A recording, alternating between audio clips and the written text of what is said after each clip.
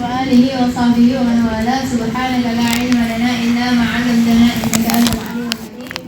رب اشرح لي صدري ويسر لي أمري واحلل عقدة من لساني يفقهوا قولي. Alhamdulillah, segala puji bagi Allah SWT yang mengumpulkan kita pada sore hari ini. Alhamdulillah, Allah masih kasih kita nikmat banyak. Dan kita selalu dikasih keberkahan oleh Allah SWT dalam hidup kita di dunia hingga akhirat. Amin amin ya rabbal alamin. Salawat dan salam juga tak lupa kita selalu ucapkan kepada baginda kita, kekasih kita, pemberi syafaat kita dalam yaumul qiyamah, habibina syafi'ina wa qurratu a'yunina sayyidina Muhammadin wa ala alihi wa sahbihi wa sallam. Yang mudah-mudahan insyaallah kita bisa menjadi umat yang bisa mengikuti terus syariatnya beliau, bisa menjadi umat yang mendapatkan ridhonya Nabi Muhammad, menjadi umat yang mendapatkan syafaatnya Nabi Muhammad, hingga kelak kita dikumpulkan bersama Rasulullah Sallallahu Alaihi Wasallam di Firdausil A'la. Amin amin ya rabbal alamin. Alhamdulillah, ramai masya Allah udah datang ke sini. Mudah-mudahan kita bisa istiqomah. Mudah-mudahan yang datang ke sini yang jauh-jauh, mudah-mudahan Allah angkat derajatnya. Dengan mobil, dengan motor, jalan kaki, mudah-mudahan setiap langkah-langkahnya Allah hapus dosa-dosanya. Amin. Angkat derajatnya. Amin. Dijadikan pahala-pahala jariah insya Allah. Amin. Dan mudah-mudahan amal ibadah kita diterima selalu oleh Allah Subhanahu wa Ta'ala. Amin ya rabbal. Sebelum kita mulai, kita baca niat belajar dulu. Mudah-mudahan ilmunya kita manfaat dunia dan akhirat. Bismillahirrahmanirrahim. Bismillahirrahmanirrahim. Nawaitu ta'alluma wa ta'lim. Nawaitu ta'alluma wa ta'lim. Wa naf'a wal intifa. Wa naf'a wal intifa. Wal mudakara wa tadkir. Wal mudakara wa tadkir. Wal ifada wal istifada. Wal ifada wal istifada. Wal hidda ala tamassuk. Wal hidda ala tamassuk. Kitabillah, sunnati Rasulillah, sallallahu alaihi wasallam, wa ilal huda, dilala ala khair, irqa amardati, wa qurbihi wa thawabi, husnil khatimah,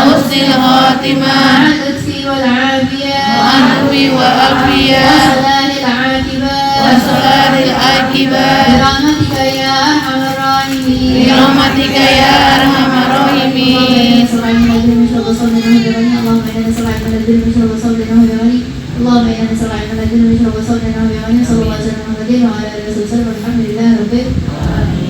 yang ada siwak pakai siwaknya, yang nggak ada pada kemana, di rumah diapain. Tata cara bertayamum. Kemarin tata cara mandi. Udah paham ya? Mandi, mau mandi junub, mau mandi. Coba saya tanya, junub apaan? Mandi membersihkan. Jadi junub kemarin kan ini harus ini lupa. Junub itu head bukan? Bukan. Jadi junub itu apa? Itu dalam melakukan hubungan suami istri, dalam hubungan suami istri, atau karena head, atau karena iya atau karena head, nifas, melahirkan atau meninggal, maka caranya adalah mandi hadas besar ya. Nah kemarin udah fardunya ada dua, yang kemarin adalah adab-adabnya ya. Fardunya ada niat, kemudian mengalirkan air ke seluruh tubuh. Misalnya adalah adab-adabnya. Paham ya tata cara mandi? Ya Allah. Ada yang nanya mandi gimana lagi modelannya? Ada yang nanya? Udah paham? Oke. Ya, jangan lupa pakai niat. Kemarin Acuna pada mandi nggak? Mandi. Mandi saya.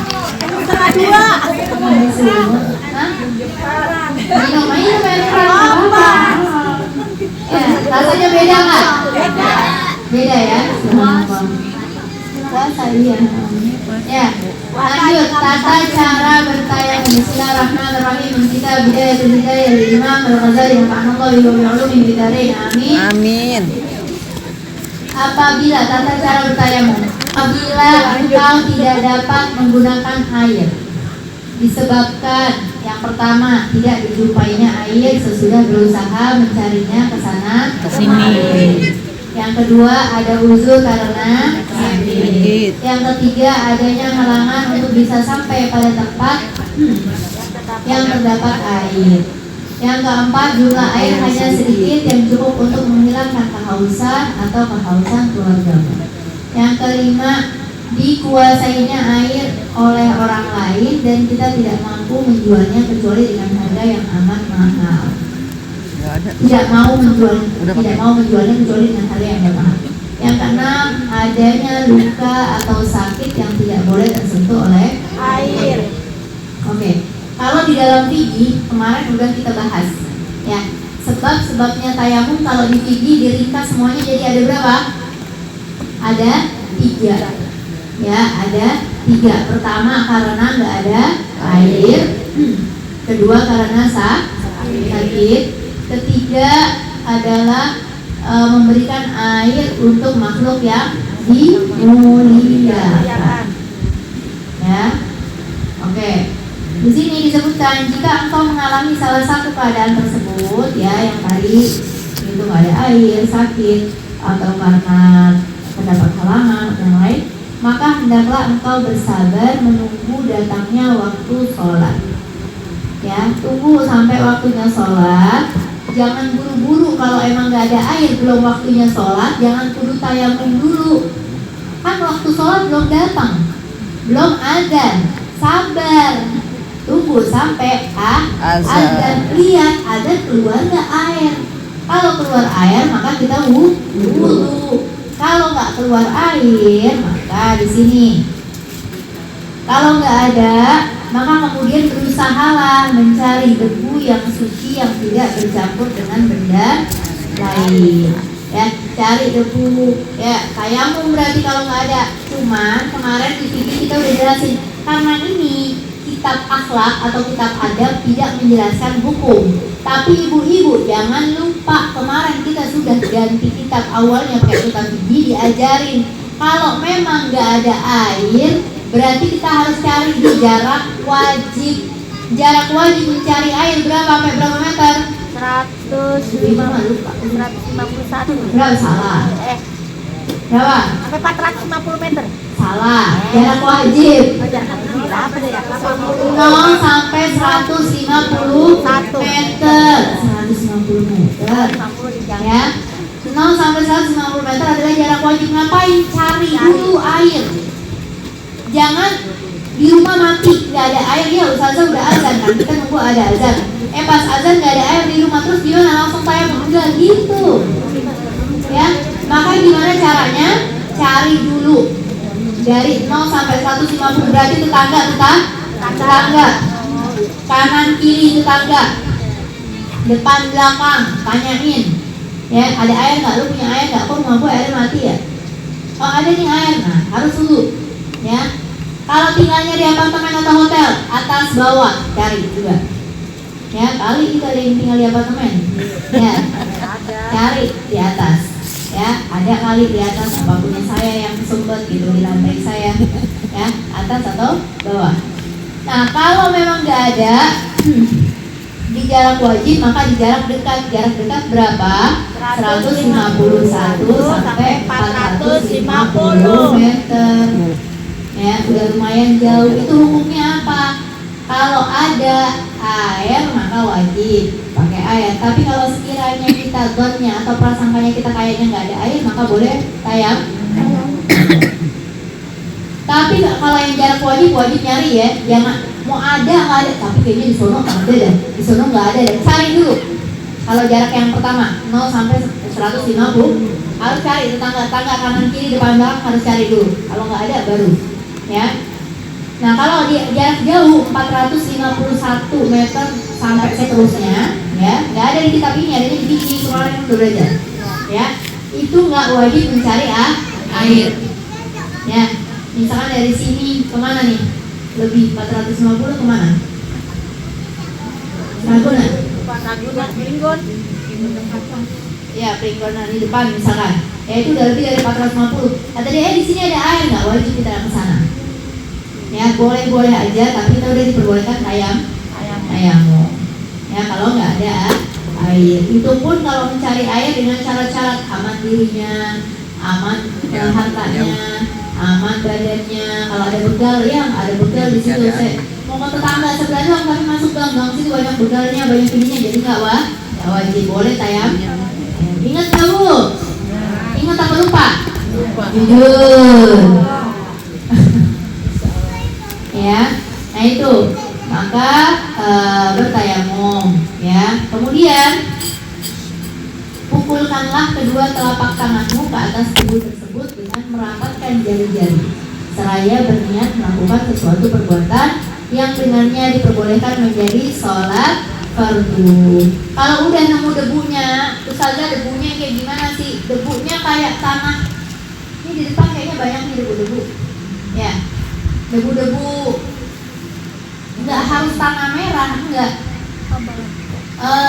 Pokoknya apa ya? Ya di sini kan banyak nih kelihatan ya, ada debu-debu nih kalau kita begini deh. Ini di luar ya, kalau kita beginiin ke tangan, kita giniin ke mana namanya? Konblok itu, ya kita giniin. Ada kan? Ada nggak? Berasa nggak? Ada ya. Nah, itu boleh dipakai buat tayamum. Kalau kita lihat sekitarannya kira-kira kayaknya nggak ada kotoran kucing, nggak ada apa. Tapi Ustazah kemarinan pernah, tapi kan sekarang nggak ada, jangan repot. Ya, kalau emang udah nggak ada ya udah suci. Ya, kecuali kalau masih ada basah kena air dan lain-lain. Ini enggak, suci, bersih, aman. Ya. Nah, kalau pasir boleh nggak yang di pantai boleh? Ya, yang di pantai yang tadi Ancol, mana lagi? Di material? Pasir material mah jangan. Itu suka ada aja. Buat bangun rumah. Pasir material warnanya hitam kan? Ada juga sih yang itu ya. Ada putih juga. Kenapa nggak boleh tuh? Apa? Kenapa nggak boleh? Kan ini dari kali. Iya, tapi dibilangnya harusnya kayak debu turap yang bukan pasir material sih. Kalau kayak pasir pantai itu masih boleh katanya. Ya, pasir pantai. Kayak ini nih kalau di Arab gurun-gurun tuh. Oh iya, padang pasir ya. Padang pasir. Nah, kayak gitu gurunnya itu bisa gitu. Bukan juga tanah merah, belum tuh bukan kita ntar. Ya, jangan pakai tanah merah itu juga. Bagaimana daripada ya, pakai debu atau tanah yang suci. Udah ditaruh di wadah, dikumpulin, ya. Terus ditepok tangannya. Bu, saya nggak pakai mic. Ditepuk tangannya, dirapetin, ya, kemudian ditepuk. Kalau emang sekiranya banyak banget debunya boleh diringankan, ya. Kalau emang cuma dikit ya udah, nggak apa-apa. Terus langsung diusap ke muka sambil niat tayamum. Niat tayamum apa? Nawaitu tayamum. Ya, kemarin udah niat tayamum apa? Nawaitu tayamum. Istibahatis sholat. Nawaitu tayamum. Istibahatis sholat. Fardulillahi ta'ala. Tulis bukan tahu. Tulis. Niat tayamum. Nawaitu tayamum. Istibahatis sholat. Fardulillahi ta'ala. Saya niat tayamum untuk diperbolehkannya. Ya, untuk diperbolehkan karena Allah, fardu karena Allah. Ya, oke. Kemudian, ya itu niatnya ketika mengusap muka. Ibu-ibu kalau wudu berapa kali Bu? Wudu berapa kali Bu? 3. Kalau tayamum 1. sekali cukup. Ibu kalau 3 kali pakai topeng muka ya, sekali cukup. Kira-kira gitu. Menyeluruh semuanya kena. Walaupun Ustazah kayaknya lekukan mata sini kayaknya nggak kena debu, nggak apa-apa. Ya, memang kalau debu dikira-kira aja, nggak harus wajib semuanya kena. Kalau air, nah iya. Ya karena kan air otomatis dia ngalir sendiri gitu ya. Kemudian sesudah itu usapkanlah kedua telapak tangan yang terdapat debunya itu ke wajah sekali saja. Dalam hal ini janganlah memaksa diri meratakan debu tersebut pada tempat-tempat yang ditumbuhi bulu tipis maupun Tebal. Kalau air kan otomatis bisa masuk. Kalau debu nggak usah disela-sela itu biar masuk, Pak Denny gitu ya. Debunya diusap-usap ke jenggotnya, ke kumisnya atau ke alisnya gitu biar pada masuk. Sebenarnya nggak harus kayak gitu ya. Cuma sekedar lewat aja. Ya. Setelah itu lepaskanlah cincinmu dan pukulkan lagi kedua telapak tangan dengan meregangkan jari-jari, lalu usapkanlah kedua tanganmu sehingga sampai kepada kedua siku. Kenapa Bu kalau lepas cincin? Kenapa? Biar debunya masuk. Kalau air kenapa nggak harus dibuka? Karena air otomatis gitu, bisa masuk sendiri dia. Kalau debu enggak, maka yang pakai cincin kalau tayamum harus dibuka. Ya, kemudian ditepuk lagi sekali lagi ke debunya. Kemudian ya, tangan yang ini ya, tangan yang kanan ke tangan kiri diginiin sampai ke siku. Terus diginiin. Ini jangan diusap, ini kan ada debu. Ya, ini buat yang ini. Jadi ketika udah begini, ya, dari atas ini, ayo praktekin. Ayo Bu, ditepuk. Terus dari jari-jari atas sampai ke siku, ya. Terus diputar begini sampai ke sini. Sampai ke samping. Udah. Yang sini masih ada dari atas ini ke atas sampai ke sini. Set. Paham? Sekali aja ya, jadi muka dan tangan. Nah, setelah itu lepaskan. Apabila pukulan yang kedua ini belum cukup, maka pukulkanlah lagi tanganmu ke atas debu sehingga dapat digunakan mengusap tangan secara sempurna. Kalau sekiranya debunya dikit banget, ya Ustazah baru nyampe di sini udah keburu habis debunya, sini nggak kebagian, nggak apa-apa, tepuk lagi di debu. Ya, nambahin itu, ya dilengkapi. Paham nggak? Lalu usapkanlah satu telapak tangan yang sebelah pada telapak tangan yang lain kayak tadi tuh. Dan silangkan jari-jari tanganmu untuk mengusap celah-celah jari. Ntar kalau udah, ya, kalau udah sini, habis itu diginiin, set gitu. Ya, maksudnya biar sisa-sisa debunya nempel satu sama lain, gitu. Ya. Dan silangkan jari-jari tanganmu untuk mengusap celah-celah jari-jari. Kemudian kerjakanlah sholat fardu dengan sekali tayamum. Jadi sekali tayamum untuk sekali sholat fardu. Ini asal udah tayamum. Nanti adzan maghrib boleh nggak sholat maghrib? Enggak. Boleh nggak? Enggak. Tidak boleh kecuali dia Tayamum lagi. Karena tayamum adalah tohara yang dhaif, bersuci yang lemah. Kalau air sucinya kuat, ya. Jadi tayamum hanya bisa dipakai untuk satu kali sholat fardu. Walaupun ustazah saya sholatnya setengah 6, jam 6 kurang 5 menit, azannya jam 6, baru 5 menit yang tadi saya sholat. Sekarang udah azan maghrib, masa nggak boleh, nggak bisa. Ya, harus tayamum lah. Tapi kalau wudhu boleh nggak?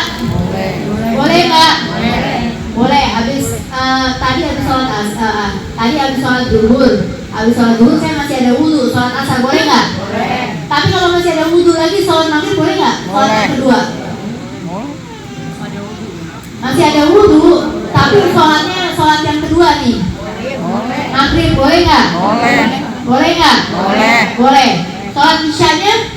Boleh, nggak batal. Iya belum batal, ini lagi cerita belum batal. Boleh nggak? Boleh. Sampai subuh dia nggak tidur? Boleh. Nggak batal lu saja enggak, ini nggak batal. Kan nggak tidur. Nggak tidur dia. Boleh. Apa? Boleh. Nggak tidur. Gadang. Tapi dia ngantuk saja, udah nggak tidur. Batal nggak? Boleh nggak? Boleh. Sampai subuh, duhur lagi. Nggak mungkin. Emang nggak pipis dia. Jadi intinya kalau nggak batal nggak apa. Ibu tahu ada orang ulama namanya Syekh Abdul Qadir bin Salim. Ya, kalau ibu suka baca Khulasoh ya ada wiridnya Syekh Abu Bakar bin Salim, yaitu beliau selama 40 tahun beliau wudu subuh, sholat subuh dengan wudu isya selama 40 tahun. Sholat subuh dengan wudu isya. Tandanya beliau nggak tidur. Walaupun malam. Selama berapa tahun? 40. Itu sehari aja deh. Ya. Ini beliau sama pakai jadi wali Aulia ini. Kan malam. Makan boleh. Boleh makan. Masa mau makan aja? Tapi nggak bakal beliau. Nggak kentut, nggak pipis. Karena orang yang suka berhadas tandanya suka banyak makan, banyak minum. Makanya suka banyak. Makanya Rasulullah bilang perutnya kita ini diisi sepertiga makan, sepertiga air, sepertiga nafas. Itu berapa? Kita jawab masing-masing separuhnya, semuanya. Banyakan makannya, banyak airnya, banyak tidurnya itu. Ya orang-orang ulama soleh mereka bisa jaga wudu. Ya makanya masya Allah. Sholat subuh pakai wudu isya. Masya Allah. Kita paling mentok sholat isya pakai wudu maghrib. Iya kan? Ada yang sholat isya pakai wudu asar. Jarang ya, itu tandanya kita banyak makan, banyak minum, dikit-dikit buang angin, dikit-dikit buang pipis, dikit-dikit ya. Itu pun udah ditahan-tahan dari azan isya, aduh bentar lagi isya bentar. Ditahan-tahan biar sholat isya dulu baru batal. Ya, oke jelas ya. Kemudian kerjakanlah sholat fardu dengan sekali tayamum. Dan kerjakanlah beberapa kali sholat sunnah dengan sekali tayamum. Sekali tayamum boleh dipakai menjalankan beberapa sholat sunnah. Jadi kalau satu tayamum hanya bisa untuk satu kali sholat fardu, tapi boleh beberapa kali sholat sunnah, bebas. Misalnya saya habis tayamum mau sholat tahiyatul wudu boleh. Habis tahiyatul wudu mau tahiyatul masjid boleh. Mau qobliyah duhur boleh nggak? Boleh. Misalnya saya lagi punya hajat, punya apa? Habis itu sholat duhur. Habis sholat duhur mau ngerjain ba'diyah duhur boleh nggak? Boleh. Habis ngerjain sholat duhur, kerjain ba'diyah duhur boleh nggak? Boleh. Boleh nggak? Boleh. Boleh, kenapa enggak? Ya, kan sholat duhur, fardunya satu. Habis itu mau ngerjain ba'diyah hukumnya Sunnah. sunnah, nggak apa-apa. Ya, kerjain ba'diyah duhur boleh nggak? Boleh. Misalnya saya banyak dosa, saya pengen sholat sunnah taubat, boleh nggak? Pengen hajat, boleh nggak? Pengen sholat sunnah tasbih, boleh nggak? Boleh. Dengan satu tayam. Adzan asar, mau sholat asar, boleh nggak? Boleh nggak? Mulai bingung.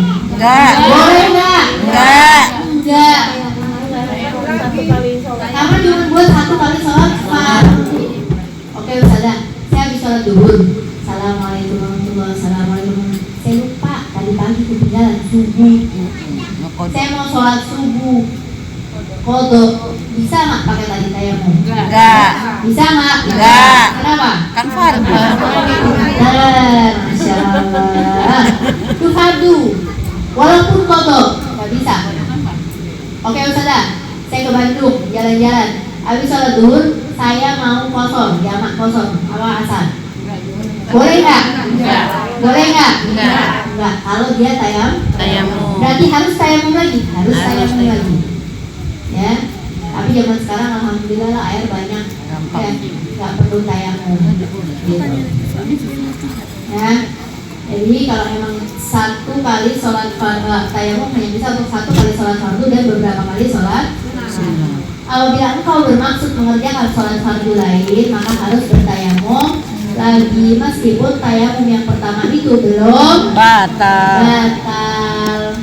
Ya, walaupun belum batal harus tayamum lagi karena tayamum adalah toharoh yang lemah. Dan ibu-ibu suka banyak yang nanya, Ustazah, kalau di mobil bagaimana? Kalau di pesawat bagaimana? Tayamum apa enggak? Ini yang kemarin kita bahas. Sekarang saya tanya, di mobil atau di pesawat ada nggak debu? Nggak ada. Nggak ada. Ada nggak? Nggak ada. Lu pegang joknya, sofanya gini, ada nggak? Nggak ada. Ini orang setiap kita tunggu Rapi. divakumin sama dia. Bersihin. Ya, dulu dibersihin, dirapiin, divakumin, sampai mana ada debu. Terus gimana dong tanda sholatnya? Namanya sholat untuk menghormati Waktu. ya udah sholat aja, nggak pakai wudhu, Ustazah, nggak bisa. Tayamum nggak ada debu. Jadi gimana sholatnya? Untuk menghormati Waktu. Nanti nyampe di tempat kita wudhu. Gitu. Ustazah, saya ada wudhu sih. Ya, naik pesawat saya ada wudhu. Kemudian berarti nanti nggak usah dikodok, tergantung. Kamu nutup aurat nggak? Enggak sih, kakinya kelihatan. Nah, berarti tetap juga nggak bisa.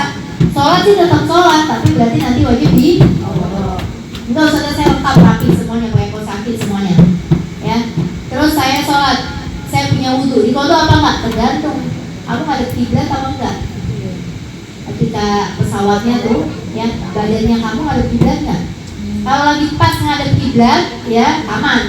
Sholatnya nggak perlu dikodok karena kamu punya wudhu, menutup aurat, menghadap kiblat. Syarat sahnya sholat semua terpenuhi. Iya. Tapi kalau ada syarat sahnya sholat yang tidak terpenuhi, berarti dia nanti wajib kodok. Ya nggak bisa.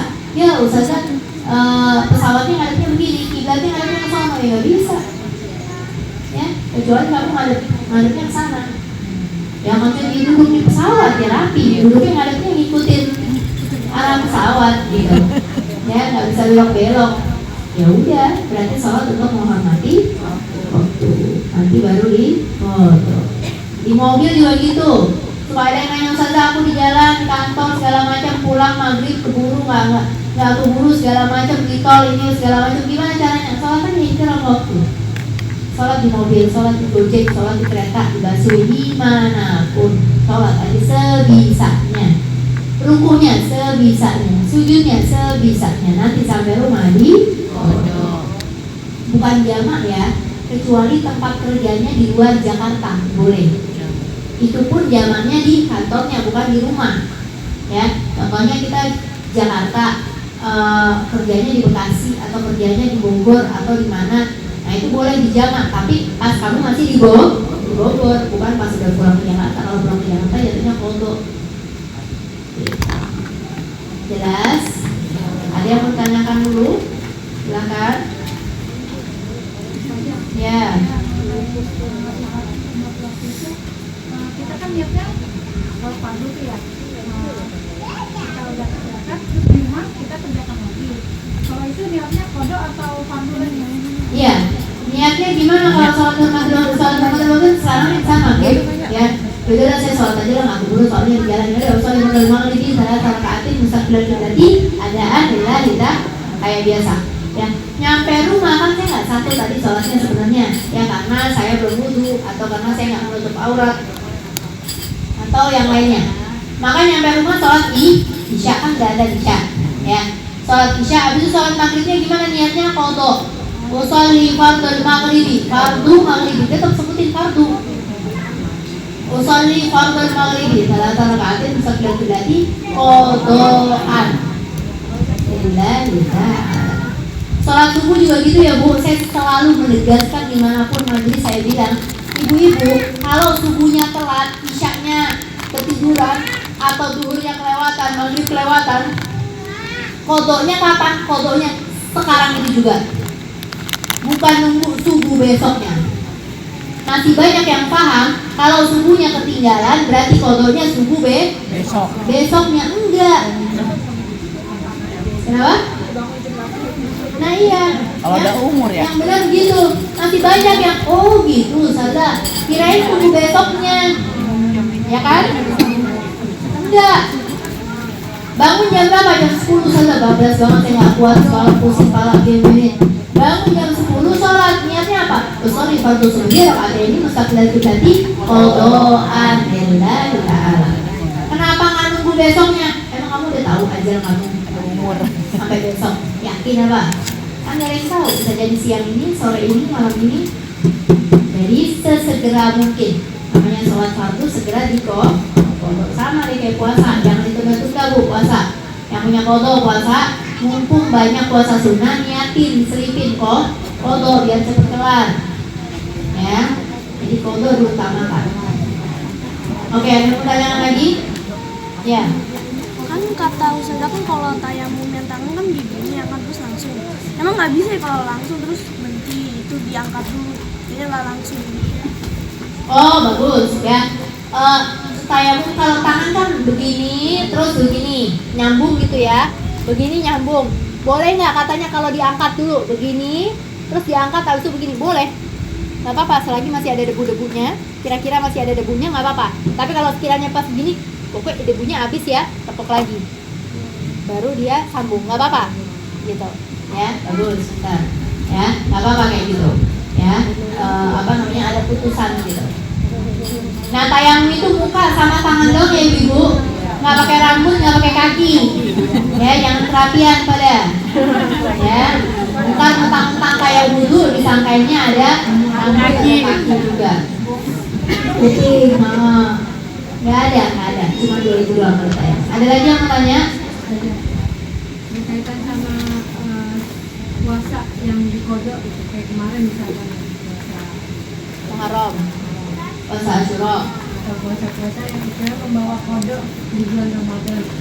Nah, itu katanya nih kalau dibatal gitu istilahnya enggak, maksudnya nggak boleh dibatalin kalau udah masuk kodok. Niat kan Niatnya. Kodok kan udah niat kodok. ya. Orang kalau udah ada namanya puasa kodok, puasa wajib, ada puasa sunnah. Kalau puasa sunnah boleh dibatalin, bebas dengan begitu aja, gitu. Ya, kalau puasa sunnah, aduh ternyata saya dapat undangan makan, mana orang suami boleh ngobrol ngaji buat saya, nggak enak gitu ya. Ya udah mau nggak mau bisa dibatalin karena ada satu dan enak atau puasa sunnah yang memang ternyata suaminya ada hajatnya sama dia. Ya itu mau nggak mau dibatalin, ya. Sampai suaminya nggak ridho, puasa kita nggak ada yang keterima. Kalau itu puasa sunnah karena melayani suami hukumnya wajib. Nah sekarang kalau puasa wajib atau puasa kodok, puasa Ramadan, puasa kodok, puasa nadar, hukumnya wajib. Kalau sudah niat dan puasa tidak boleh dibatalkan kecuali darurat. Daruratnya apa? Head sakit yang udah parah nggak kuat. Kalau ya mau minum obat ya nggak itu tahan.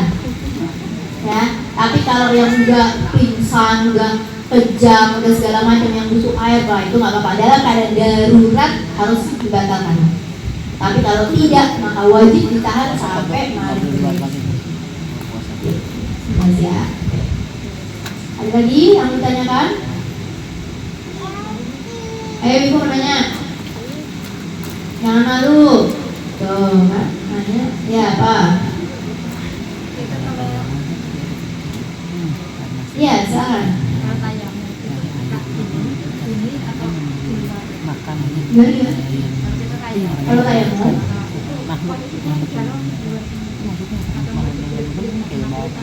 oh, oke, bagus.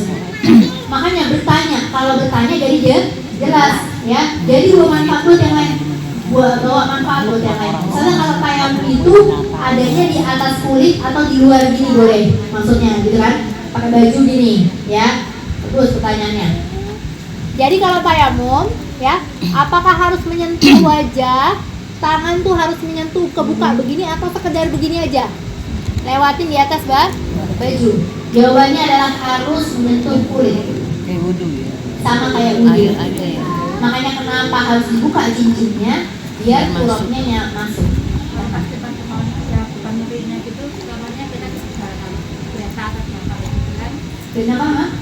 Kereta kita separan sama tuan muridnya. Oh ya, orang bukan murid ya. Kita mau kan nggak mungkin kita kayak gitu. Kalau memang tidak memungkinkan, ya, sholat dihormati waktu bila tayamum. Nggak perlu tayamum. Hormati waktu ya. Namanya menghormati waktu. Ya, nggak bisa juga. Walaupun kita sholat dengan tayamum, kita di kereta posisinya kita nggak ngadep kiblat. Ya kan? Jadi otomatis mau nggak mau kita tetap kodok. Nah kalau kayak gitu gimana? Tambah saya buka lagi aurat saya dan lain-lain. Ya udah sholat aja sholat. Gitu, sholat aja nanti sampai rumah di kodok. Gitu. Kalau memang tidak memungkinkan. Ya, wudhu juga gitu. Misalkan wudhu kalau memang Wudhu harus sempurna, apapun keadaannya. Saya bilang wudhu harus sempurna.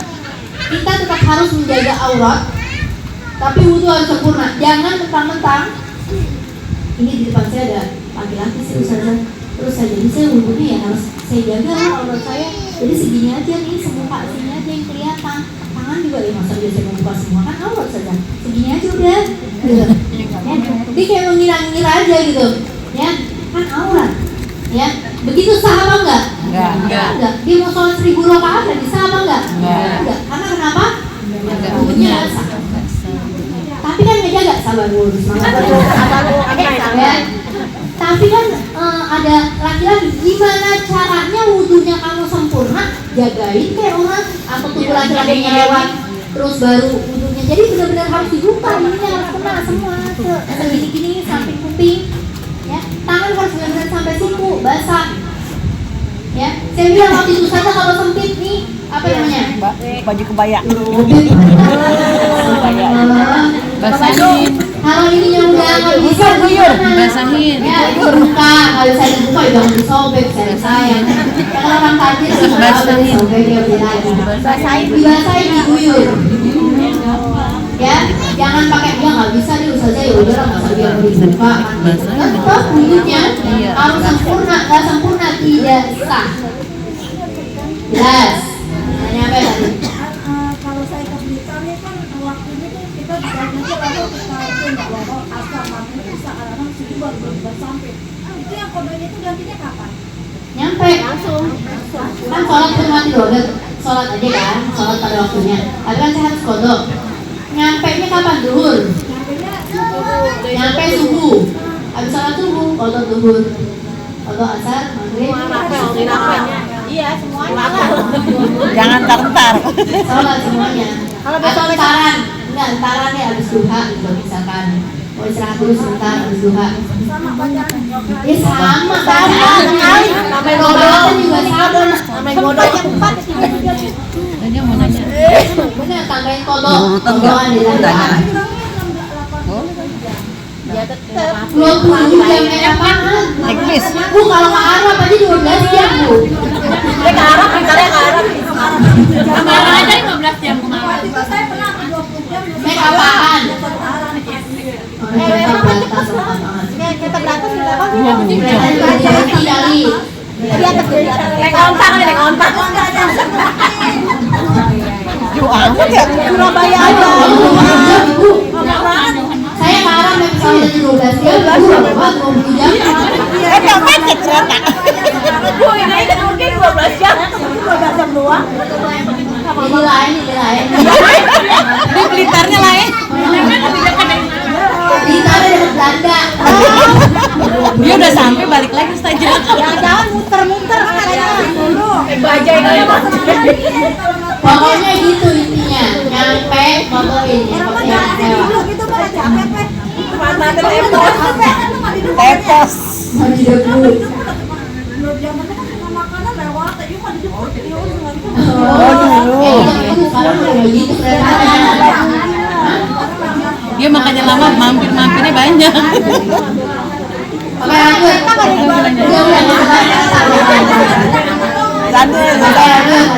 lanjut. Salah satu tayamum itu kan sebabnya ada yang memberikan air kepada makhluk yang dimuliakan. Maksudnya apa tuh Ustazah? Iya, salah satu sebabnya tayamum ada si air Ustazah. Aku cuma airnya dikit. Buat tutup nih aku ada dua beginian doang nih. Dua seginian doang buat tutup. Bisa buat aku. Sama buat minum deh. Soalnya air lagi nggak ada di luar. Saya kalau mau beli air di luar, orang biasa jual segini berapa harganya? 3.000 dah. Di sini biasa 3.000 ya. Ini dijual di luar 30.000. Segini contoh. Ini menjelaskan contoh.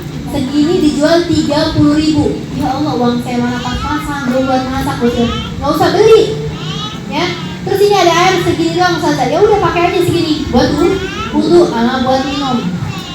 Atau nggak ada sama sekali. Udah buat minum berarti kita tayamum.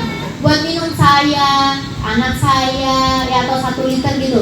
Atau ngasih minuman buat orang yang dimuliakan. Di antaranya hewan-hewan, kucing misalkan. Ada anjing ustazah atau kucing atau anjing bukan anjing liar, kalau anjing liar nggak dimuliakan dalam agama. Peliharaan. Anjing peliharaan orang ya, atau ada kuda ya, kuda delman yang ya Allah kayaknya haus banget, gitu kayaknya butuh air, orang nggak ada air di mana-mana, sih ada air sih segini, cuman buat saya wudhu tadinya ya, maka ini air kita berikan untuk minuman si hewan itu, buat si kuda itu kita nyata ya, itu namanya diantara sebab tayamum memberikan air untuk makhluk yang dimuliakan.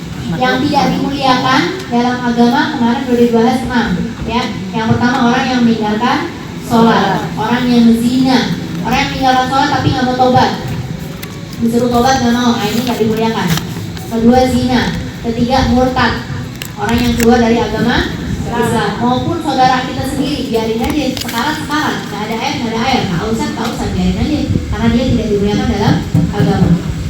Kemudian kafir, orang kafir harbi ya, kafir orang kafir yang memerangi agama Islam. Kalau kafir tetangga kita masih aman ya, orang Nasrani, orang yang tetangga kita, teman kita itu masih aman, nggak apa-apa gitu ya. Itu kita berikan air kalau dia kausan, kitanya tayamum. Kemudian anjing gila dan babi hutan kayak babi peliharaan kayak babi nggak ada ininya, mau babi imut pakai pita apa segala ya. Ada tuh bonekanya Pokoknya kalau anjing, maaf bu, anjing masih ada. Anjing liar tidak dimuliakan dalam agama. Anjing peliharaan atau anjing yang ada manfaatnya, anjing polisi, anjing pelacak, itu masih ayat, kita tayamum, nggak apa-apa, dapat pahala ya. Tapi kalau anjing liar tuh anjing yang kalau lihat maunya gigit aja, anjing hutan ya, Peliharaan. ya, nah itu nggak dimuliakan. Sama babi nggak ada pengecualiannya, jadi mau babi imut, babi jelek, babi apa, tidak dimuliakan dalam agama. Dia kehausan sekalipun, sekarat sekalipun, tetangganya bisa butuh air nih, kamu punya air kan, buat siapa? Kalau buat anjing kamu anjing apa? Anjing peliharaan ya, kasih nggak apa-apa. Buat siapa? Buat babi aku, oh enggak, biarin aja. Biar mati juga nggak apa-apa. Dosa nggak kita usah? Tidak dosa, karena dia tidak dimuliakan dalam agama. Paham? Jelas? Ada lagi yang mau tanya? Hanya itu aja nih. Ya. Saya mau buat pertanyaan boleh? Ya boleh. Yang pertama sebenarnya kan kalau di rumah sakit itu kan pakai infus. Pakai infus. Itu tayamumnya gimana? Jangan dia nggak boleh bergerak. Oke, satu pertanyaan saya jawab.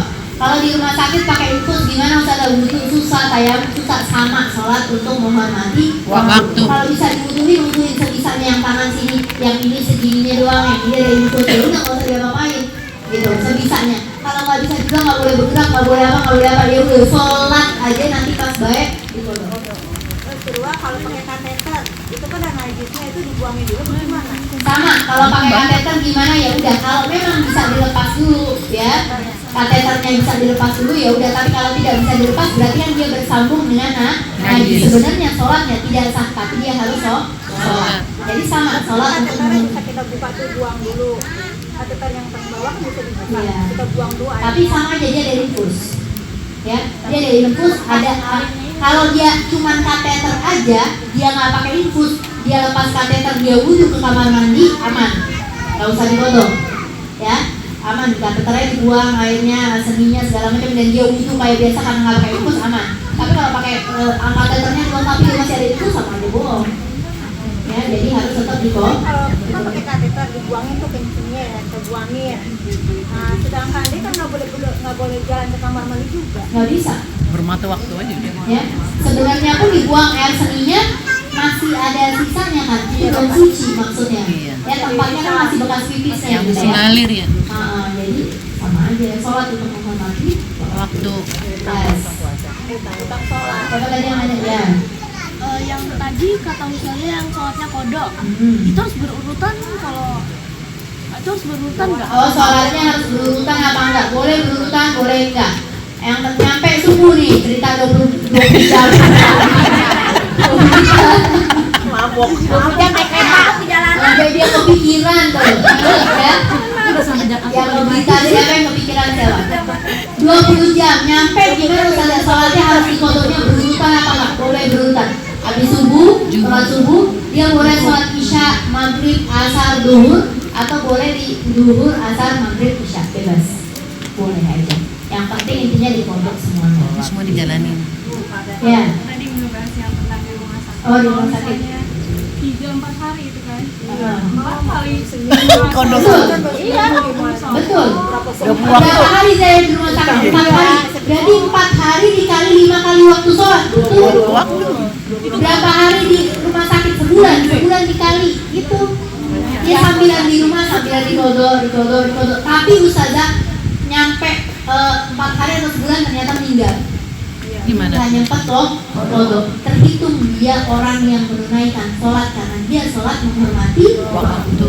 dibanding orang yang ya udah gue sama aja gue sholat juga ntar dikodok.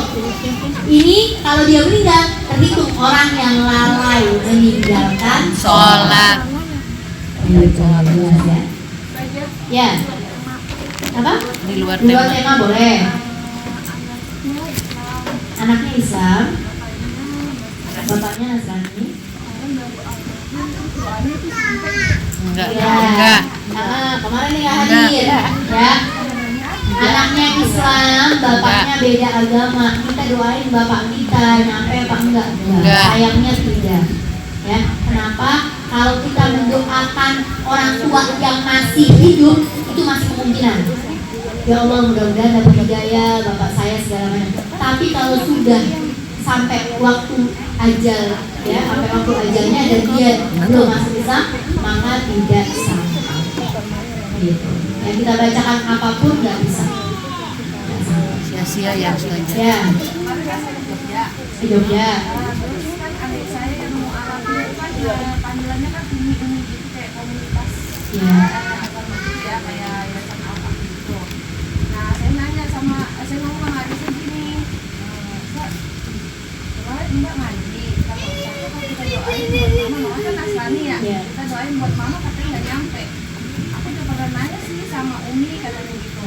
Kalau kata Umi sih doain aja, masalah diterima enggaknya tergantung Allah katanya kayak gitu. Ya, doain aja. Masalah diterima tergantung Allah. Ya sebenarnya nggak ada salahnya kita mau doain. Tapi yang sepengetahuan saya kalau orang sudah meninggal dalam keadaan tidak Islam, nggak akan nyampe doanya kita. Dan mohon maaf yang meninggal dalam keadaan itu kan maksudnya Allah ada nikmat, ada siksa, gitu ya. Nah dia selama hidupnya sebenarnya tahu akan adanya agama Islam, tapi kadang mereka ada yang dengan pengetahuan mereka tetap betul gitu ya, maksudnya lah agama saya yang benar adalah agama yang lain gitu ya, bukan Islam. Nah itu kadang ya itulah yang disayangkan Rasulullah, sampai Rasulullah tuh nangis, ya Allah sayang banget umatku ya yang terlepas dari genggamanku yang nggak bisa aku tarik lagi, mau sampai hari kiamat, sampai di surga nanti, sampai neraka aku nggak bisa narik dia gitu. Karena kenapa? Dia mati tidak dalam keadaan ada iman. Orang yang masih maksiat, masih zina, suka minum, suka main cewek, suka narkoba, suka segala macam ya, itu masih bisa diselamatin sama Rasul katanya. Kalau di dalamnya ada iman. Kalau meninggal dalam keadaan iman aja, walaupun dia masuk ke dalam neraka ya, tapi akan diselamatkan sama Rasul nantinya. Dimandi dulu di surga dapat stempel mantan neraka masuk ke surga. Ya, ada stempelnya. Tapi dia masuk neraka tapi bisa diselamatin. Kecuali siapa? Kecuali orang-orang yang tidak meninggal tidak dalam keadaan beriman, tidak ada keselamatan. Itu udah dibilang sama Rasul ya. Jadi ya udah, maka kita jaga keimanan, kita minta sama Allah, ya Allah ya, yang balik-balik qulub sabit qalbi ala dinik ya. Wahai yang membolak-balikan hati, tetapkanlah hatiku dalam agamamu, dalam iman kepadamu. Anak-anaknya dijagai, mudah-mudahan mati dalam keadaan iman dan Islam ya. Karena kita nggak ada yang tahu seseorang itu di mana. Jelas ya? Ada yang tanya lagi? Saya nanya dong, Ya. kalau orang Islam nyara anjing gimana ya Ustaz? Orang Islam nyara anjing, gunanya untuk apa? Jagain Kalau rumah. dia udah dijagain dan dia nggak menyentuh, nggak apa, aman, nggak apa-apa. Kalau disentuh sampai disayang-sayang juga. Ya Allah, bisa tuh sampai disayang-sayang, dicuci ya emang. Kan anak-anaknya saja gimana? Nggak ngerti agama kali menurut saya. Ajaib kan, Mbak? Ya, harusnya ya dia paham orang anjing itu adalah najis mughalladhah, najis berat. udah tahu najis berat kok masih dicium, masih segala macam. Ganti kucing, ganti. Iya kalau dipelihara nggak apa-apa, tapi kalau sampai disayang-sayang di lain-lain, cium-cium. Karena biasanya ini juga najis ya. Basah. Oh, liu. Oke, jelas. Iya, kena bulunya Cukup. juga najis. Kalau kering Enggak, kan? insya Allah. Kalau dia kering, Nanti kita kalau ada kering yang nggak? boleh ya, Tapi kalau dia selesai. basah, terus salah dia basah, baru Kalau bulunya kering boleh. Terakhir apa? ada yang ini mas. Kalau misalkan atau yang kan meninggal, tapi dia meninggalnya tuh udah ngucapin 2 kalimat syahadat, maksudnya Iya. tapi dia di makamnya di Ya, pertanyaan terakhir. Dia meninggal, ya misalkan keluarga atau siapa, dia tadinya orang non-Islam gitu ya, Mu'alaf ya. tadinya Kristen ya, tadinya Kristen, meninggalnya udah ngucapin 2 kalimat syahadat, La ilaha illallah Muhammad Rasulullah, tapi dimakamkan dengan cara Kristen dan dimakamkan di pemakaman Kristen. Ya, bagaimana hukumnya Ustazah? Apakah dia kena siksa? Enggak. Ya, sekedar pemakaman, sekedar tempat itu nggak jadi masalah. Ya, kalau dia sudah meninggal dalam keadaan Islam, ya, dan dia misalkan apalagi mualaf, ya orang yang mualaf baru masuk agama Islam, kemudian dia meninggal, itu nggak ada dosanya bu. Kayak bayi. Seperti bayi yang baru lahir. Ya, jadi ada insya Allah. Allah Bisa wah.